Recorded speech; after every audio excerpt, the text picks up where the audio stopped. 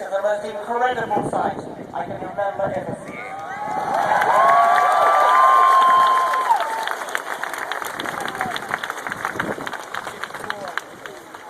The sharper critical thinkers among you may have discerned that I don't come from these parts.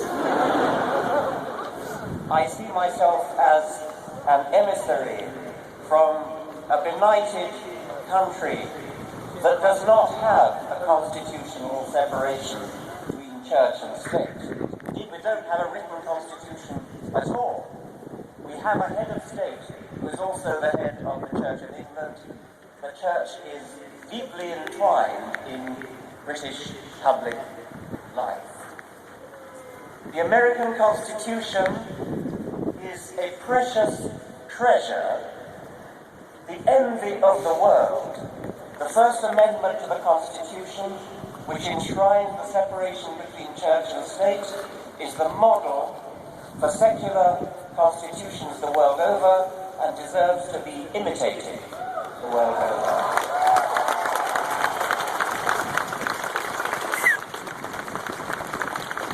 How sad it would be if, in the birthplace of secular constitutions, the very principle of a secular constitution were to be betrayed in a cause. It has come close to that. How could anyone rally against reason? How is it necessary to have a rally for reason? Reason means basing your life on evidence and on logic, which is how you deduce the consequences of evidence. In 100 years' time, it seems to me inconceivable that anybody could want to have a rally for reason. By that time, we'll either have blown ourselves up, or we'll have become so civilized that we no longer need it. We must be time.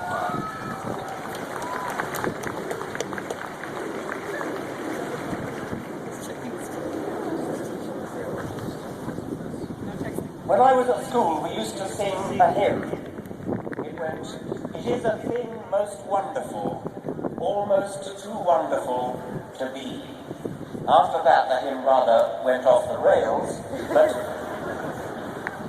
those first two lines have inspired me ever since. It is a thing most wonderful that on this once barren rock, orbiting a rather mediocre star on the edge of a rather ordinary galaxy, on this rock, a remarkable process called evolution by natural selection has given rise to the magnificent diversity of complexity of life, the elegance, the beauty, and the illusion of design which we see all around us, has given rise in the last million years or so to a species, our species, with a brain big enough to comprehend that process, to comprehend how we came to be here from extremely simple beginnings where the laws of physics were played out in very simple ways.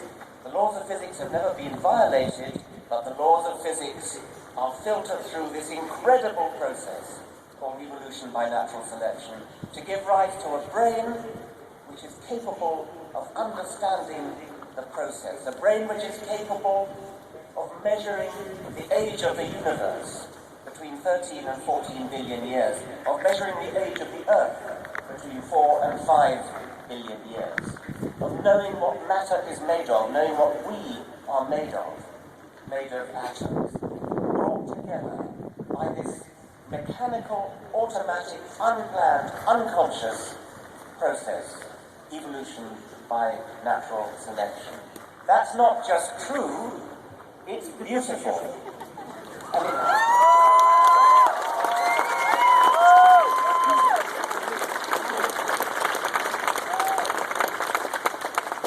it's beautiful because it's true, and it's almost too good to be true. How is it conceivable that the laws of physics should conspire together without guidance, without direction, without any intelligence to bring us into the world.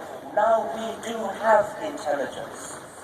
Intelligence comes into the world, comes into the universe late. It's come into the world through our brains and maybe other brains in the universe. Now, at last, finally, after 4 billion years of evolution, we have the opportunity to bring some intelligent design into the world.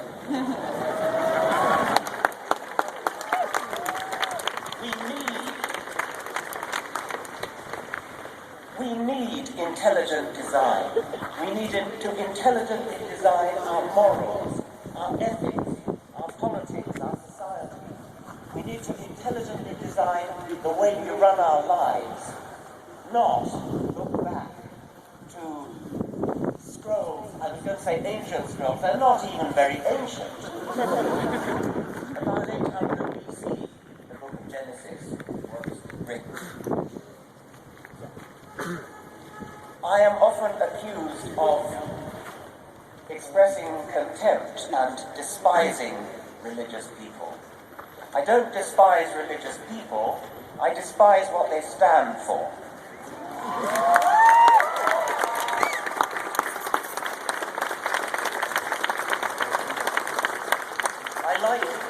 I like to quote the British journalist Johann Hari,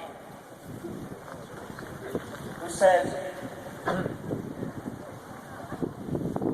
I have no contempt for you. I have so much respect for you that I cannot respect your ridiculous ideas.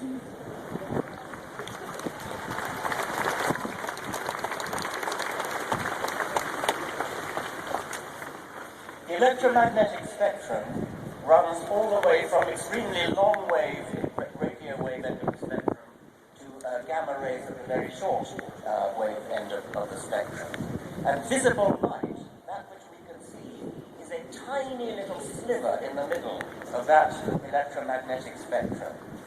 Science has broadened out our perception of that spectrum to long-wave radio waves on the one hand and gamma rays on the other. I take that as being symbolic of what science does generally. It takes our little vision, our little parochial small vision, and broadens it out. And that is a magnificent vision for what science can do. Science makes us see what we couldn't see before. Religion does its best to snuff out even that light which we can see.